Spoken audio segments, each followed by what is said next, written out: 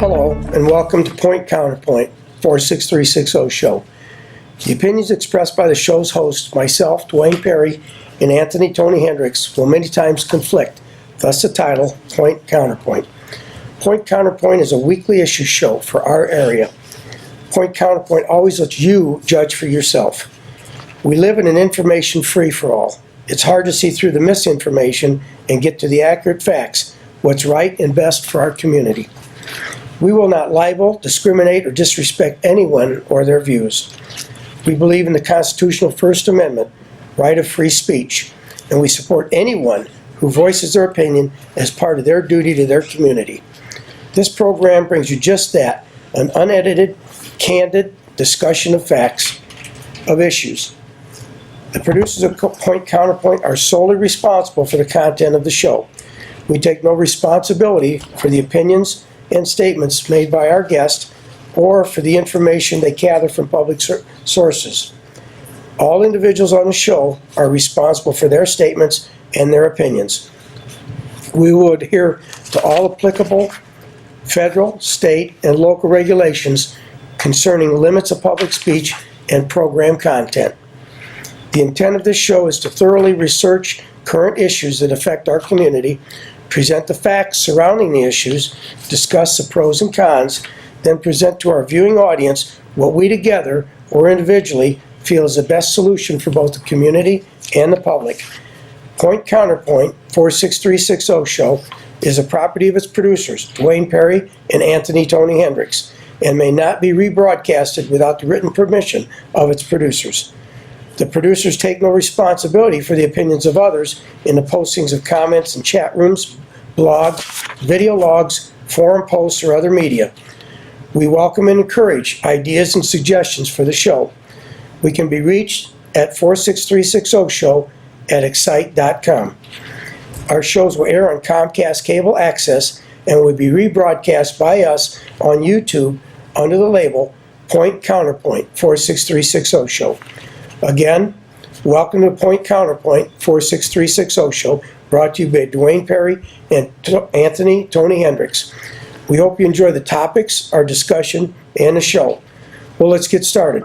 What do we have today on our agenda for today, Tony? Well, I apologize to the viewers for that. Got a lot of paperwork here in front of us. But our four topics, we're going to talk about bike sharing, specifically the MoBike program that Washington, D.C. announced. Summer 2017 review. Was it better than 2016 or was it worse?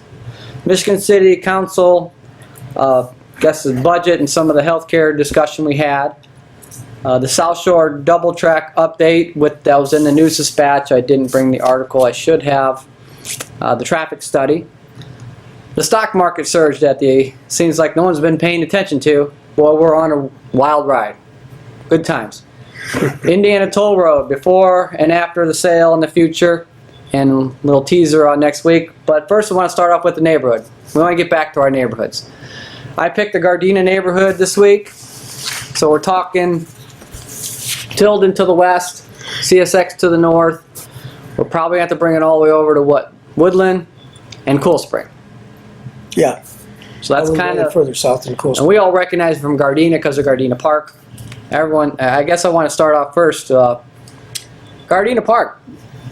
In town, and when I grew up, I don't know about before that generation, that was the premier park of the city. That was like the best park. They had lots of stuff when I was a kid. They had a lot of stuff when my kids were there, and it just got redone. And I'm glad it got redone, but did we kind of scrimp on it? It just seems like there's not much there right now. No, the playgrounds area for small children has really been downsized. There's some ADA adjustments, but it's been downsized. It's got a very nice basketball court for teenagers, but as far as the little ones go, it's a little bit short. There's no mid-size anymore, or they have like one thing and some swings now, right? And yeah. My kids don't go back there anymore. They're getting a little older, but they're not excited about that park. I'm glad we spent some money on it because it was getting run down, but it just seems like maybe we could have spent some more money on that park. I agree with you. There's a lot of small families with small children, Great park. in the Gardena area. Good space, walking area. It's the biggest Got the park walking in track. town, to my recollection. Yeah, I think so. It's real nice. Beautiful park. Always been the premier park. Maybe we need to spend some more money. Maybe the council can tell the park department, why don't you ask us for money? We'd like to make it a little better. I mean, it's nice, but let's do a little more. We know Gardena Park neighborhood, kind of a little out of the neighborhood's Joy School, right? So Joy School's there. Yeah, it'll draw from as far as Joy School.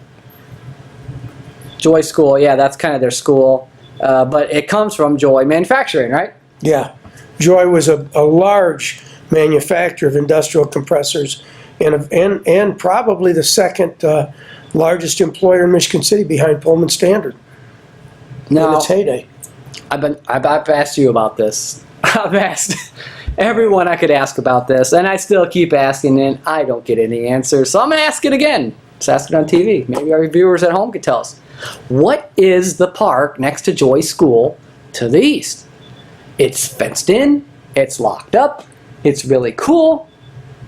City owns it. Yeah. What is that? It looks like people. I've never seen somebody there. I don't know what it is. Is it, for the ROTC? What is that? I've asked lots of officials. What is that park? Now, I agree. I've never seen anybody in there, and I've looked at that and just scratched my head because, I would like to use it. well, have you seen that climbing wall? Yeah, it's cool. It's a lawsuit waiting to happen. I know, but it's cool. probably 25 feet high. It's super cool. It's neat. It's I'd neat. like to use it. I'll sign a disclaimer. When I saw that climbing wall, I thought it must be a training yard training ground for, like you said, ROTC, Maybe it's police ROTC. or fire. Yeah, that's what you thought. ROTC. I've never seen anyone there. It looks like there's people there that clean up or keep it up. I don't know. I've never seen it. That's a strange one. Maybe it's training for ninjas. Maybe it's at night. That's why you've never seen Secret anybody ninja. I've asked. Never got an answer back. Not from anybody. So here's our show. We get to do it. Let's ask. Cheney Storm. That's the headwaters to the Cheney Storm, to the Cheney Run. Yep.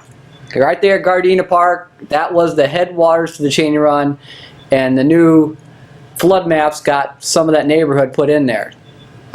Maybe, and we talked about this in the stormwater fee, that if they open up some of that Cheney Run Park, which we talked about a long time ago, and they'd been on the plans for at least 4 or 5 years that I know of, up there by the school administration building, maybe if we open up that area so it's not piped, maybe that'll reduce or eliminate the flood zones for those people. I mean, they're high. That's not a low area. It's pretty high. No, the elevation's not an issue there. It's the amount of water it's getting and the constrictions. Yeah, down there by That the water railroad has to track. make its way through. So that's something I want to bring up. Maybe the Cheney Run, that's kind of part of that area. That's where all the water goes. I don't know what else is in the Gardena Park. I mean, Gardena Park's a good, solid neighborhood. I just wanted to bring it up because it'd be nice if they had signs like we know Edgewood, and we know Elston Grove, and we know Village Green. I mean, we all know it. Everyone in town knows Gardena Park neighborhood. People coming in and want to move in, maybe, they got a lot to celebrate in Gardena Park. They got Gardena Park. And it's a good, solid neighborhood. A lot of old national homes. Good area. I would Never say anything bad about it. I would say that in the days before busing, that that neighborhood fed all 3 schools. Eastport to the north, which is not that far away. Mm-hmm. Joy to the east. Because remember, Joy would also draw from the east of Joy. Yes. And then Edgewood. I Yes. think you would find kids from the Gardena neighborhood going to all 3 of those schools. The best part of that neighborhood, I think, is that the roads are kind of for that neighborhood. There's really no through road. So if there's no reason to be in there other than Gardena Park, people aren't really cutting through that neighborhood. It's just kind of a good, That's a good close-knit point. neighborhood. That's a good point. People don't go down those roads, and because CSX you can't cross. It appears, and that's the last thing I want to bring up about it, because I've looked at it before. It appears as though, what road is that? Jackson. Cleveland used to go through over the tracks. It's closed off now. It's cut out. Looks like it used to go through. I never looked at that. So you ever go down there and you drive down Gardena, you look north towards the CSX tracks, that road goes all the way up to like there used to be a crossing. It's got barriers and guardrails so you can't go there, but it looks like it used to go through, which is good for the neighborhood because the only people in that neighborhood are the people that are there. Cleveland stops at Greenwood Cemetery. Yes. On the north. And then it picks up again. Picks up on the south for only about 2 blocks. Right. Yeah, that's a good point. It might have gone through at one point. Now you just have Frank from Franklin, Tilden, and then Jackson, and then Woodland Ave. Woodland. So it's kind of a close-knit neighborhood. Again, I would like to see some signs or something that says, hey, this is Gardena Park. Welcome to Gardena Park neighborhood. And backside, can you say, glad you could be here. Hope you come back soon. This is Gardena Park. Well, Tony, with talking about how populated that park is with little kids, that kind of feeds into what we've talked about before with traffic crossings. Oh, yeah. We talked about them at schools, but you need them at playgrounds, too. Yeah, you want to bring that up? We've been... A little background. Dwayne and I, since that little girl got killed, it breaks our heart. Breaks our heart. We didn't want to really bring it on the show. It's just so sad. But it's been what now? How long has it been? I forgot. I apologize. I'm going to look up on you. A month? It's been a couple months now. A couple months. The paper was really on it. It's a sad tragedy, but from that we can learn something. Where are we? We hired a consultant. I'm sorry, it doesn't take a rocket scientist to go out and paint some lines, put some signs up, says these are school zones. It happened again at Marsh a couple weeks ago. Another kid got hit. It happens. It shouldn't. So now we're still waiting. Is this 3 strikes, you're out? I mean, very sad. That's why I didn't want to bring it on the show, but at this point, and I drove. I've driven all around schools. I went over the Knapp. Knapp, about 70% of the roads around there have the nice crosswalk striping, because in Indiana, you have to stop for pedestrians in the crosswalk. It's the law. I don't know if the law says they have to be in the crosswalk, because if it's not painted, what's the guy going to say? Sorry, there's no crosswalk painted, so the law doesn't hold. Knapp has probably 3 out of the 4 intersections crosswalk painted and very visible. I think we can make them even more visible. These are schools, and we want to bring up schools and parks. Every school, I'm sorry, in my mind, that should have been priority 1. After something happened at a park, we send the street department out there, and we put paint, at least paint, if not thermoplastic, on every crosswalk, every stop bar. We hit that for that whole week like there's no tomorrow. So it doesn't happen again. And it has happened again on Marsh. Yeah. It cannot happen a third time. It can't. You can't do, in my opinion, you can't do too much at school street crossings. At a minimum. Stop signs, children crossing, paint the walkway, overhead blinking signs, because the second incident of a child being hit was... It's inexcusable. It was an underage driver who wasn't licensed, and the adult did not have a license, and the adult in the car did not have a license. But anyone in that age group, whether they're licensed drivers or not, they understand what a stop sign means. They understand what yellow signs mean with people crossing and circles with lines through them. We need to mark these crossings like they're no tomorrow. Yes. We need to mark them. Because there is no tomorrow for these kids. Our condolences to the families, the family of that young little girl that got hit. In my mind, I think the next work day after that happened, if not the day, I would have put my street department on that until it was done. We have Spike Peller, who's an NDOT engineer. He's very good. You've seen some striping done in town. He knows what to do. I would have put the workforce on that until it was done. This will not happen again, ever, in our town. And it will not happen if we have, we will do everything we can. I think we kind of leave ourselves over some liability here that we didn't do anything. And now another kid got hit. But if a third kid gets hit, it's not going to be pretty. And we hated to bring it to the show. It's such a sad, sad thing. But at this point, the safety of the children needs to be an extremely high priority in any community. There's nothing more important in my mind than striping these crosswalks and putting signs up. I don't know how much we're going to spend on a consultant to tell us to do it. It doesn't make a bit of sense to me. This should have already been done. Done. The weather's getting bad now. Light stages getting shorter. The chances are increasing. More darkness. Anyway, sorry to bring that up, folks. But we feel very strongly about that. It breaks our hearts every day we bring it up. The city needs to make that a top priority. But I want to add a topic in here. The grades came out for the state of Indiana. Oh, boy. And there was an article in the paper today. Ouch. They did the best they could. And you know, Dwayne and I, and we can bring Dave Bila and Bob Pollock and everyone we've been on our shows, we have been true believers that there's nothing better spent than the money that we get from the casino on education. We have, and I don't want to say much about it, but we have the feeder schools, the junior highs in this town, Barker and Krieger, that you have to go to get a full ride from the Promise Scholarship. A D and an F. And not just 1 year, 2 years in a row. I don't know at what point you can get a failing grade with our system and the state takes over our schools. It's very sad that students in our town, hoping to get a Promise Scholarship and go to college, are required to go to a D and an F school. And we've got good schools. Michigan City High School moved up a grade. Fantastic. Some of our other schools are good. Knapp, A school, 2 years in a row. Really? A school. Compared to Joy. Where did Joy come? I think they started slipping. I think they're a C now.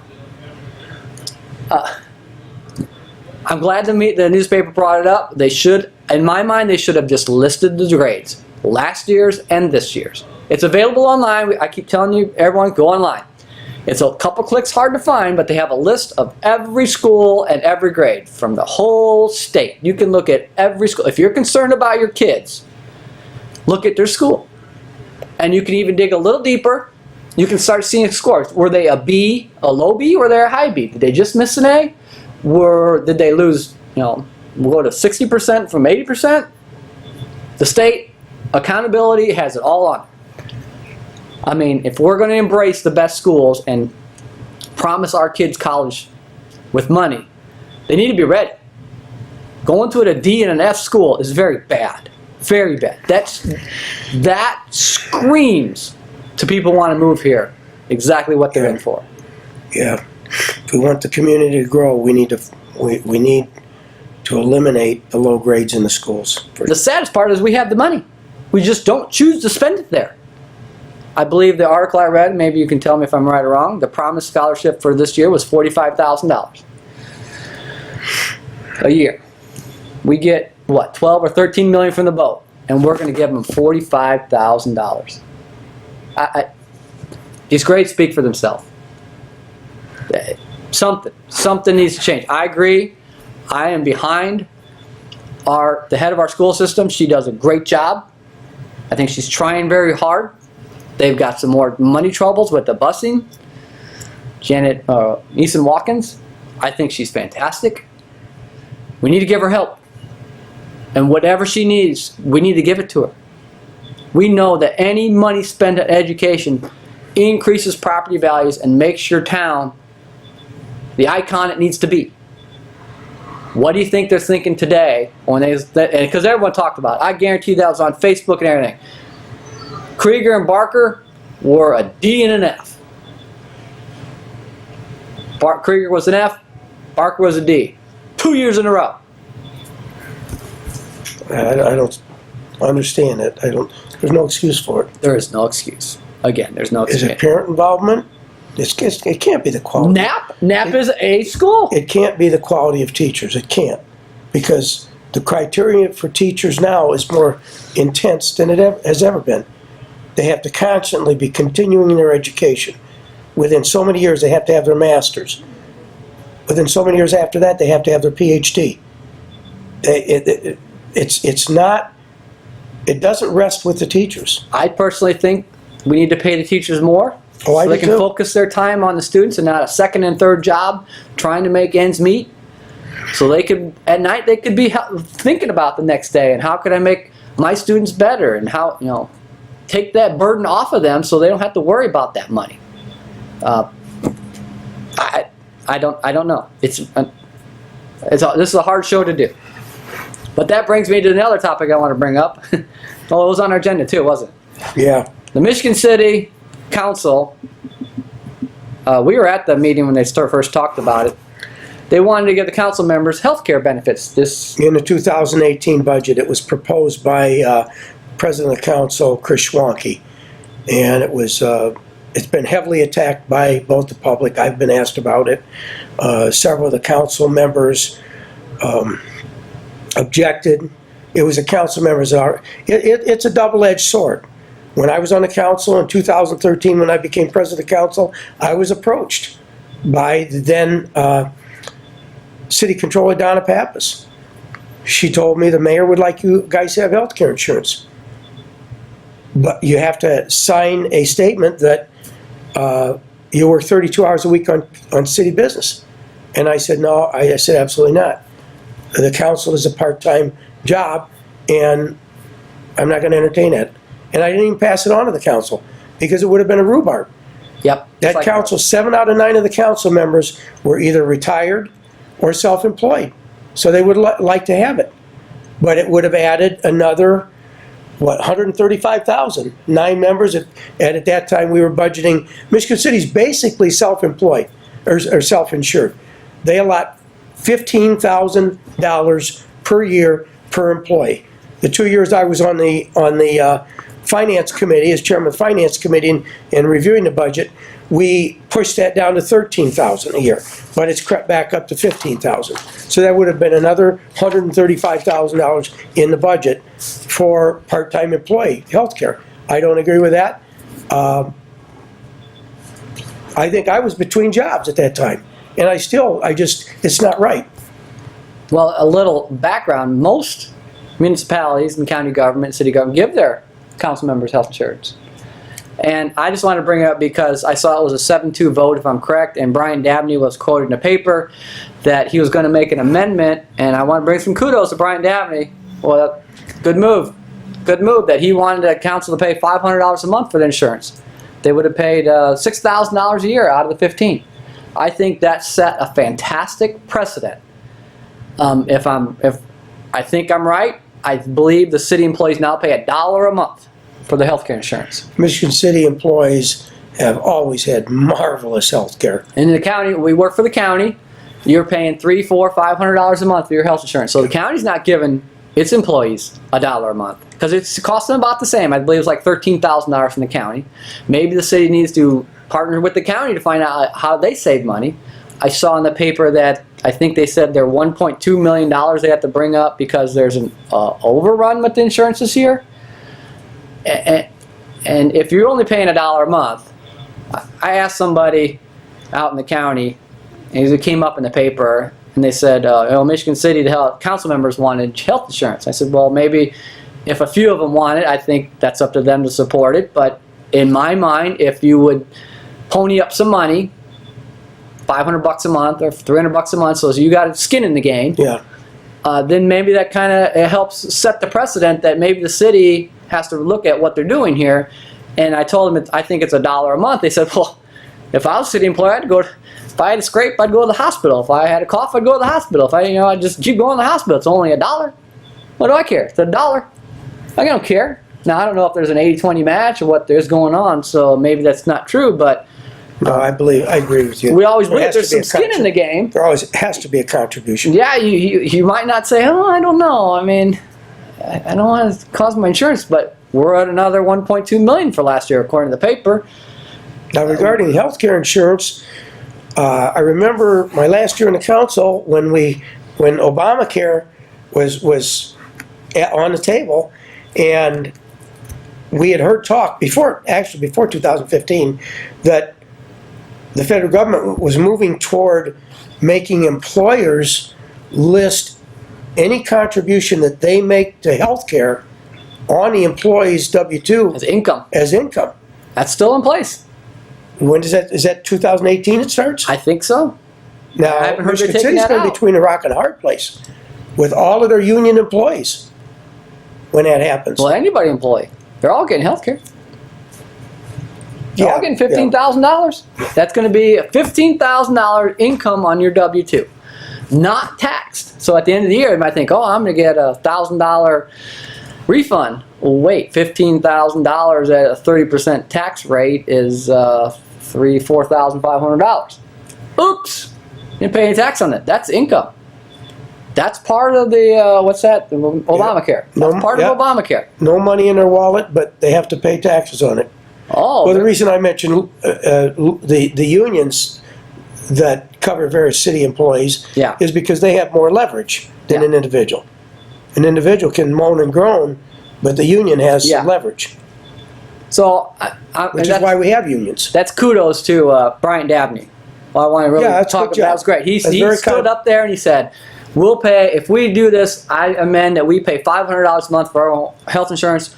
We'll pave the way here that this is what we think is right. I was hoping that maybe someday somebody says any new city employee is going to have to start paying like other municipality. I don't want to say, the biggest problem I have with pensions and anything in healthcare is if we made a promise to these employees, we should keep it. We can't ding them now. We made a promise to them, especially pensions. We don't go back now on our word. But any new city employee, we don't make those promises. Don't promise them something you know you can't give them. How many times has the steel mills gone bankrupt and they're in the Pension Benefit Guarantee Corporation? They made them promises about these pensions. And then they said, oh, sorry, you've been here 30 years. We can't fulfill our promise. We know we can't fulfill this promise. We need to tell the new employees, I can't fulfill the promise. I'm not going to lie to you. Honeywell in South Bend's doing that right now. I can't lie to you. And now the other people I'll try to pay because I made a promise. We're people of our word. But for the new people, don't promise them if you can't do it. Granted, that's where it all started. I was happy to see Dabney step up and say, it's not that much money, but we will set the precedent. We will pay $500 a month for our insurance. We will be like every other municipality and county government, and we will pay part of our insurance because it's the right thing to do. So where does that bring us? That brings us to, we apologize for the agenda here because we didn't print them. Mobike is doing very well. Mobike, yeah, we haven't heard any more about our bike program. Well, yeah, we haven't heard a word. Mobike is multi-billion-dollar rollout worldwide, and Washington D.C.'s getting it. So a Mobike is, you don't need a bike rack like Divvy. You know, you've got to park your bike in a rack and it locks it up and you unlock it. Mobike is, the bike is the lock. So you walk up to it and you scan the bike, it logs into you, you ride the bike. When you're done, you just scan the bike and you walk away. Wherever you're at. They're all GPS. And they're all GPS. So they know where they're at. Maybe the reason we haven't heard anything is because we jumped the gun a little bit. I think Remember, our program was $80,000 a year. It was going to cost. And Mobike's free. And Mobike doesn't cost the city anything. Free. So, come on down, bring us some bikes, we'll rent them. Whoops, we jumped too soon on. So we want to bring Mobike. Jumped too soon. We saw that South Bend's getting something like that. Washington D.C.'s getting Mobike. It's just really blossoming, and maybe we need to be for next summer ready. It's not a bad idea. It's not a bad idea. Just got to do it the right way. Get that contract written up. Let's get somebody here. Let's go right to what you want to do. Summer 2017 review. We thought Dwayne thought this was a good topic. I think it's a good topic. Well, we've seen a lot of change in the last several years. You know, good or better, worse, the same? We didn't have a St. Patrick's Day parade this year, right? No St. Patrick's Day parade. That was canceled. What else was canceled? Not the 4th of July parade. We got the 4th of July fireworks are back. Yeah, okay. We got that. But that's by the city, not by Summerfest. Well, we have to say, that's what Dwayne and I talk about. What was it, the Tower Group? Yeah, Summerfest a long time ago had an agreement with the old JCs. As they dwindled, the JCs that were left formed Tower Productions for their events. And they managed the in-water boat show. Boat show, the boat show. Was gone. Boat show's gone. And that was a big attraction over the weekend long. Tower Productions managed both the boat show and Oktoberfest. And many of you, if you're older, you remember Oktoberfest. Oh, big. It was a huge event. Huge. Probably 4 times as big as it is now. It was. We still had the food and we had the bands in the playground for the little kiddies on the asphalt part. But as you as you're going east on Washington Park Boulevard and you turn in to the main parking lot, that entire grass area between that drive and the zoo parking lot was full of merchants. Yeah, arts it looked and like a crafts. gypsy camp. Yeah, it was great. And it was 3 days of marvelous shopping that you only got once a year. And it was great, and that dwindled. And well, what happened was, for some reason that I don't know, Tower Productions was no longer part of those events. Summerfest managed them, and they dwindled. We lost the boat show used to be both power and sail, which blocked over half of the channel. And then power went away, or sail went away. I'm trying to remember. I think, if I remember correctly, those articles said that Tower left. I think it was like some insurance or some money up front because it got so big. And they said, we can't afford that, so we're just not going to do it anymore. Just like, and this happens a lot, you know. It's happened throughout like history. the farmer's market, you know, we Michigan put all City. these restrictions on them, and guess what? They said, see you later, and they still open St. Stan's. Yeah, we had history. Look at... When Tony and I were kids, we used to have an amusement park. No, I wasn't me. It was you. Oh, thanks, pal. I'm putting it in me again. Okay, when I was a kid, we used to have an amusement park in Washington Park. Had a Ferris wheel, had a haunted house. What kid doesn't like a haunted house? And it was, all the equipment was either owned or the management was by a Long Beach gentleman, Kennefict, and the city apparently got into it with him for some reason. Okay, fine. The amusement park went away. Walked away. And yeah, so multiple... We were the only town along the coast of the lake in northwest Indiana that had an amusement park. Yeah. It was Yeah. marvelous. We had a little train that was like steam operated, and it went all the way out through Fetter's Alley for a little ride and came back. I don't remember it. I mean, I never got that. It was gone. A private owner was running it, and something got mixed up, and they left. See you later. I'm not putting up with this. Goodbye. The And we've seen community's that got to come over first. and over and over again. You know, then we had the Labor Days, and then Labor Days moved out to the fairgrounds, and now we got nothing. We don't have the boat show anymore. Somehow got crossways in that. You know, we lost the St. Patty's Day. I mean, It's just so wrong, because I grew up in Michigan City. I work in LaPorte now. I work in Tony's office, the county surveyor's office, and I love LaPorte. It's a marvelous town. they don't have a beach like we got. But to be honest, with our lakefront, our beach, we should be the jewel of LaPorte County. No one should be able to compete with us. We should be the jewel of the county. We got and the we're best not. beach, probably nationally. It's one of the best beaches in the world. And Nothing like fresh water versus salt water. We just take it, and I do. I take it for advantage. I take it for granted. I don't go down there as much as I should. Don't even drive through there. It's a beautiful beach. You go, people bring there, and they're like, man, you guys got this beach. This is gorgeous. So I would have to say that the summer of 2017 was not as good as the summer of 2016. Michigan City's Hopefully the city can rebound. a retail summer town, right? Was the boat show any bigger? I think they The boat show was canceled this year. no the speedboat, powerboat. They got we had good pushed down weather. to like 2 blocks. We had good weather, I think. I know this they only was like 2 blocks. It was all shoved down to 2 blocks. We went Yeah, there the that one day. parade was shortened, Shortened down. and the festivities were It was shortened very to just small. 2 blocks. Used to go down. No, it went all the way down, all the way from the library all the way to 9th Street. Yeah. And then now it's like 2 blocks. I mean, look, and Michigan City's a retail, so that's why I want Dwayne to bring. I was happy he wanted to bring this on the show. So that brings up what's going on in our retail. We've got Bell Tire. We just got O'Reilly's open. Again, the bowling alley and the boulevard's closed. It seems we have a new business open, and we have one opens, one existing closed. business We got Sonic opened. We got we're gonna have a car wash now. We did have that car wash closed a while ago there on Franklin. Yeah, it seems like it's like a shell game. We're treading water.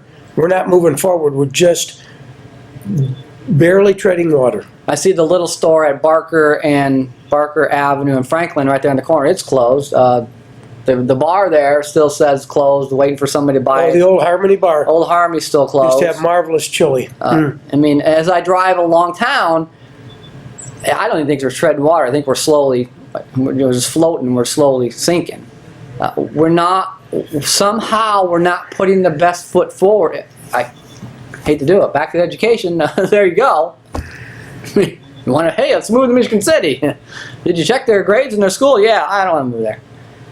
I still maintain we have to have a couple of anchors downtown, a couple of multifaceted businesses, like a department store. If you've ever been in Chicago, Maury Major Sports used to be a 5-story sporting goods store. We don't even have a sporting goods store in town now. MC Sports closed. Oh, MC Sports closed. Yeah, a nice. Five Below just opened. All services, all types of sports. Sporting goods store downtown would be a marvelous anchor. Five Below just opened in the Dunes. That was a trade because that was a shoe carnival, I think. Oh, really?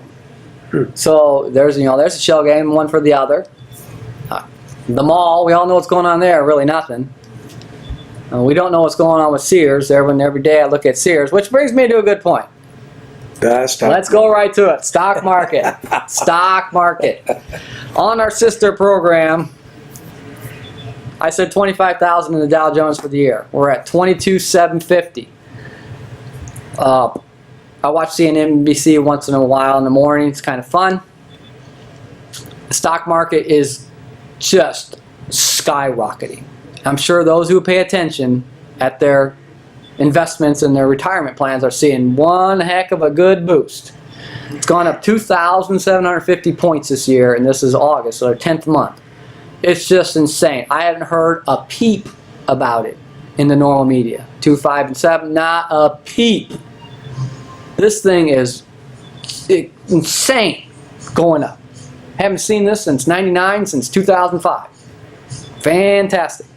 And then on CNBC, they had Warren Buffett. What did he say? I can forget what he said. He said, time to invest. Time to invest. He thinks it's going up. He thinks that, yeah, if the tax program they're going to put forward, he thinks there's more upside to the stock market. Now, I wanted to bring this to the show because we talked about it before. One part, and I haven't read it or looked at it, but one part of the tax thing, I believe, is going to be repatriation of money. So a lot of big companies, Apple, Microsoft, Google, are all holding billions of dollars in offshore accounts because their tax problem is huge if they bring it back to onshore. So they're going to try to find a way to help them repatriate that money. Now, if you take the Dow Jones Industrial Average, and you take money that's sitting offshore and you bring it back, and this is where my theory was 25,000. I know that is a huge number, but we're at 22,750. If it hits 23.5 and the tax code changes and that repatriation happens, that'll happen as fast as they can do it. As soon as that code changes, they will move that money. We could hit 25 plus. That's billions and billions of dollars sitting offshore that they'll have to invest somewhere. I have to grin because viewing audience, you're getting more tips and information out of this guy than I ever get. He loves to talk about this, and every time I ask him for a tip, I'm late, I gotta go. So I guess it's good that I'm here because now I get some tips. You get the tip. So yeah, that was my stock market pick for 25,000. If the Dow hits 25,000, I don't know what we're gonna do. This is gonna be one wild time, and it's gonna be a lot of fun. So. You want to know, proposed tax cut, who's going to get the credit? Stock market, who's going to get the credit for this? Media hasn't said a word about it. Not a peep. Well, it's all happened since the election of this president. This administration. This administration is making an impact on the business world. The news media doesn't want to give President Trump credit, but and I know our president is off the cuff. He's pretty a little wild, spontaneous. And the Congress hasn't done nothing. No, the Congress really hasn't done nothing. But boy, and Stephen Colbert certainly doesn't give President Trump any credit. The American public sure seems they're happy. But there are a lot of people like us that are investing that are making a lot of money now.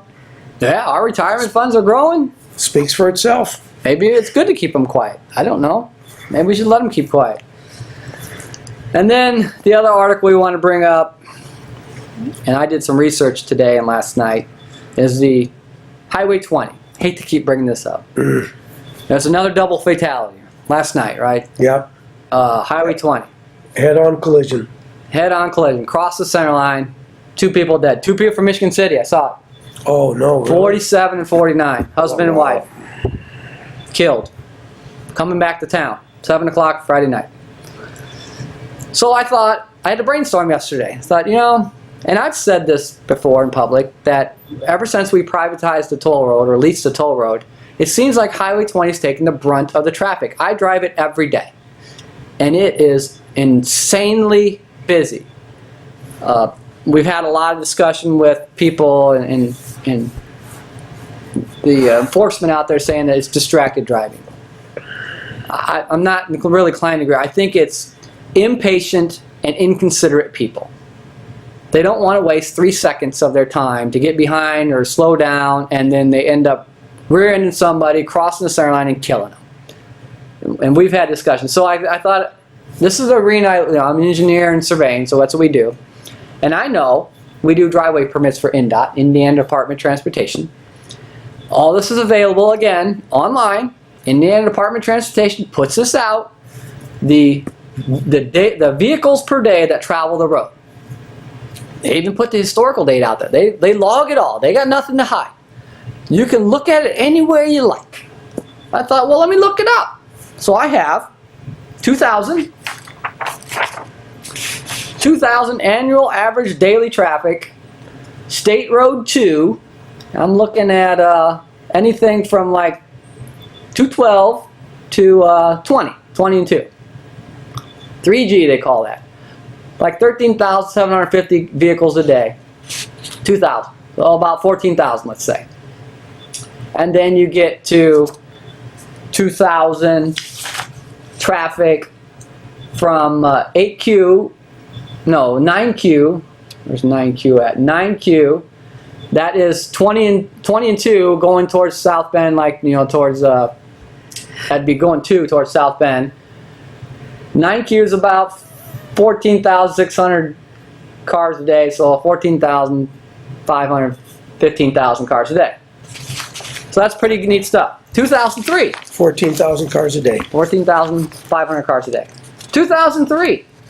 Let me look at the 8Q again. 8Q. This is their data. I'm not making this up. 14,700. So in 3 years, it went up like 100 cars. Pretty normal. And then I look at the road going a little further, 9Q, it's 13,000, went down. So it looks like there's a lot of traffic there before the county line. And then I look at 3G, which I told you, and it's at 15,700. So about the same. About the same. What is it currently? About the same. So then, they've changed their system. Pretty cool. This is a shapefile you can download, and you have to have, there's free software you can use it. You just drag and drop, puts it out there, you label it. It goes, and I'm talking about 20 and 2, it goes to 18,000, 25 to 30% increase from 2003 to 2016.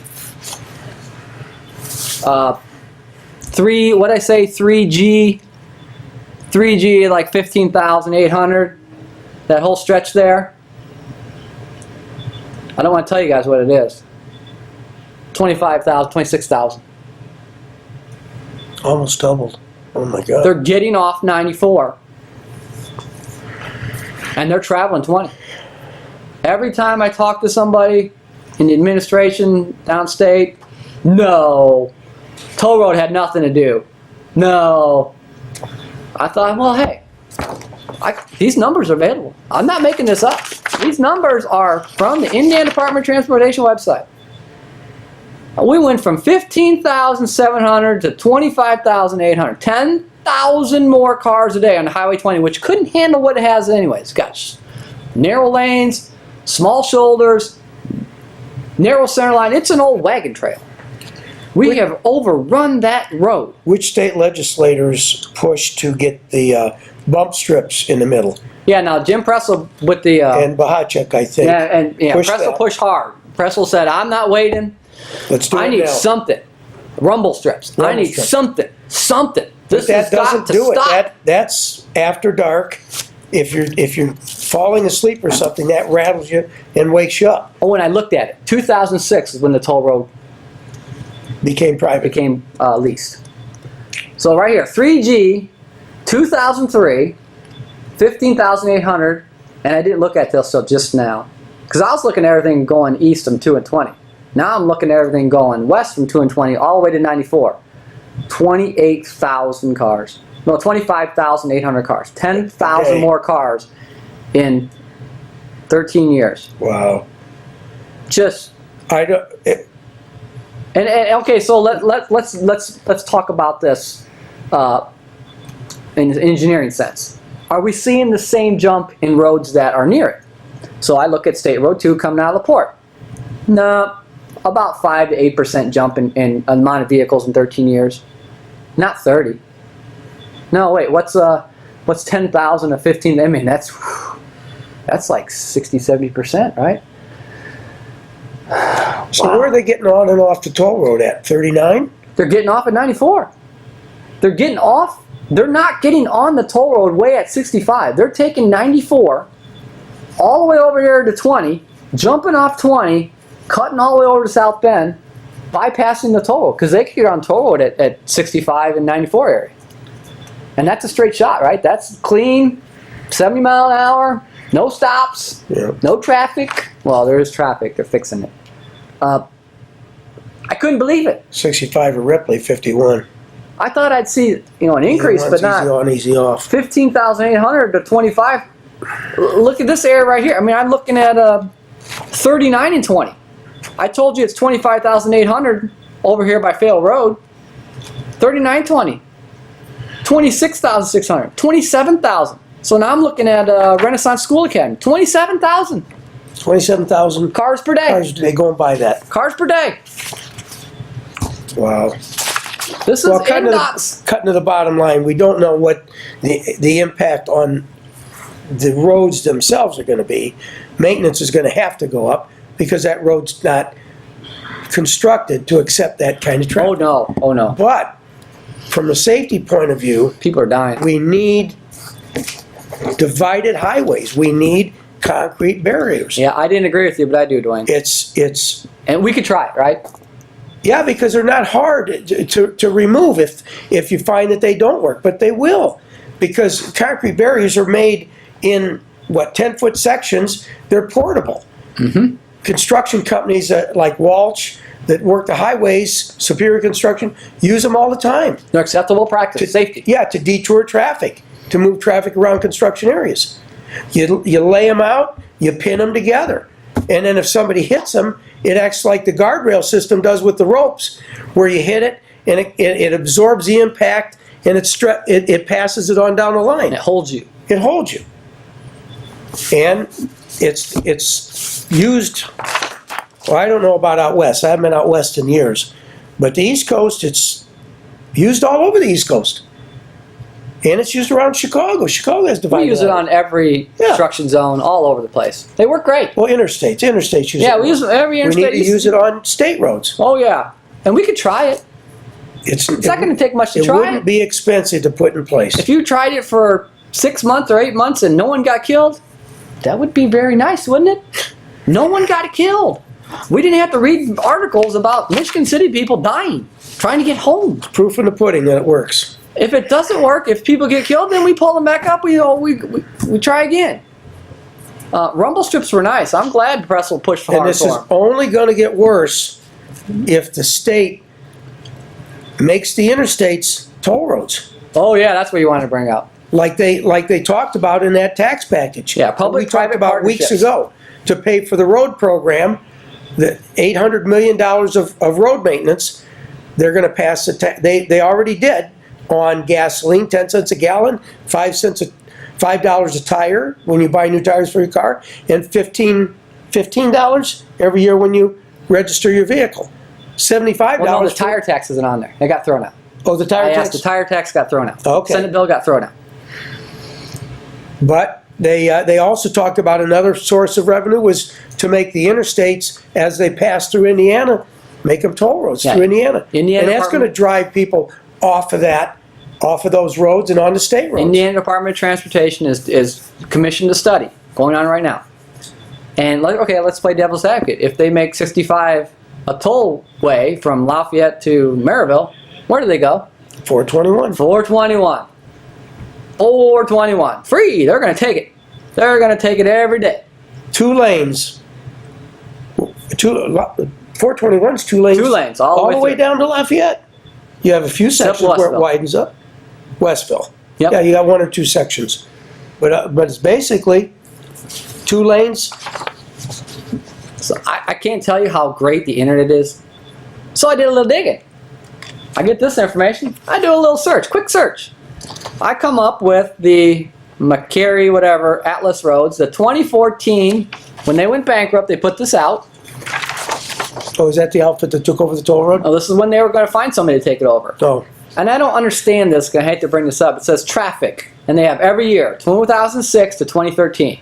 And then they have this barrier average FLET. I don't know what that is, but the traffic seems to coincide.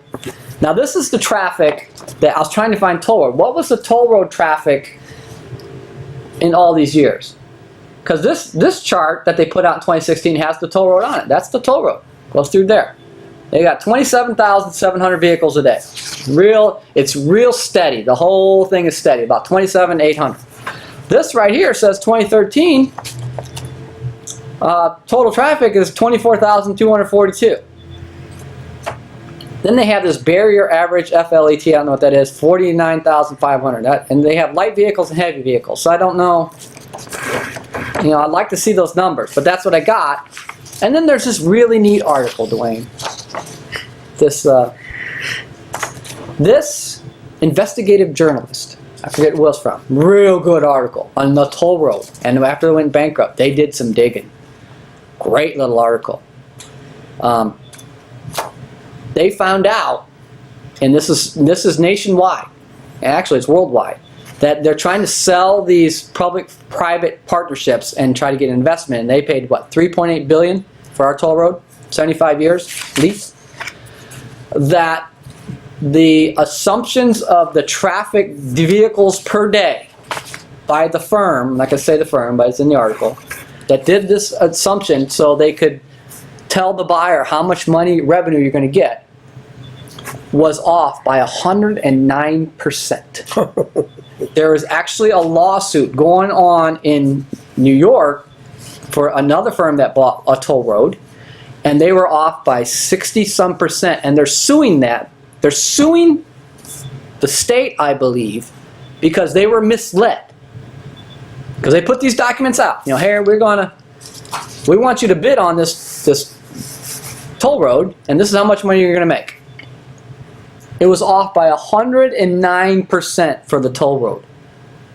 So somebody took it on the chin like no tomorrow. So there's a possibility that the $2 billion surplus that Indiana has may be reduced by a lawsuit.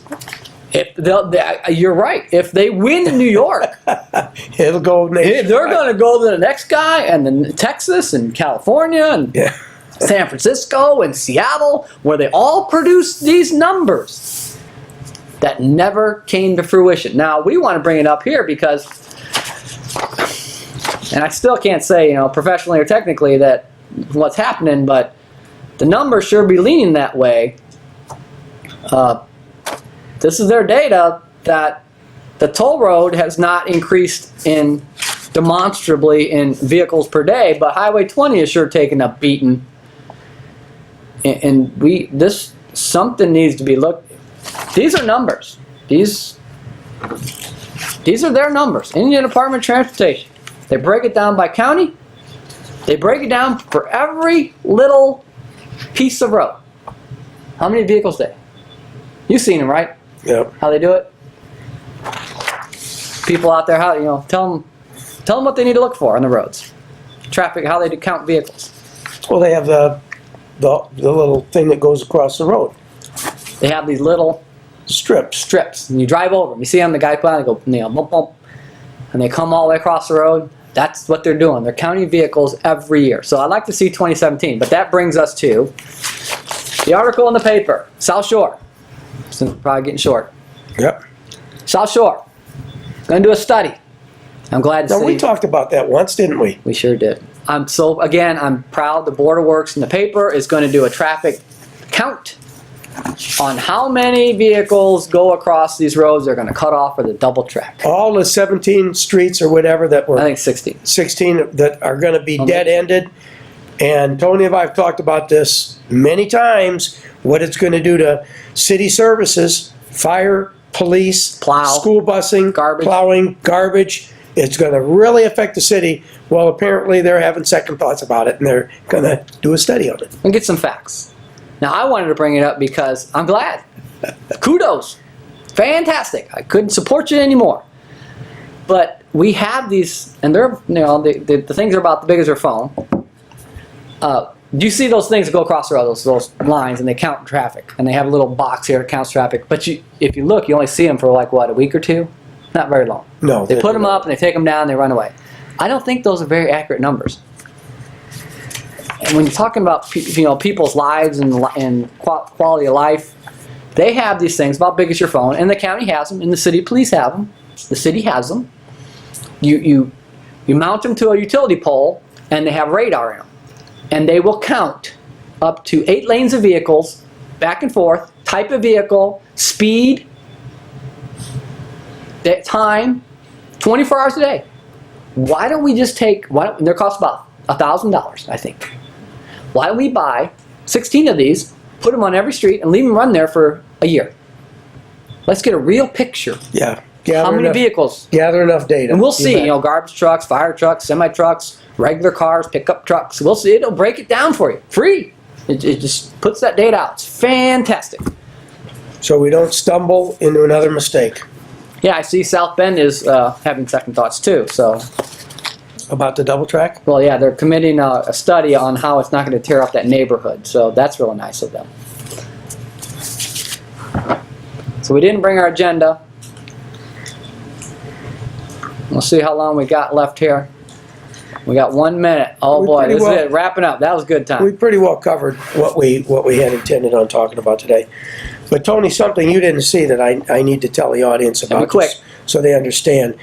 Very early in the program, I made a gesture. I reached over and scratched myself, I guess, and there was something in my pocket. I didn't know what it was, so I reached in and pulled it out, and I quickly put it under the table. Well, what it was part of a Frito. I realize now that when I eat lunch, I shouldn't be wearing the clothes that we're going to be on TV in today. So that's what that was. So next week, got a little tickler for him. Next week, another neighborhood. We'll make it up, don't know which one it is. We'll see if we get some more data. I'm glad some people are watching. Again, kudos to Brian Dabney, councilperson, for offering that. Good job, Brian. Thank you for everything. Thanks, Alco. We'll see you next week.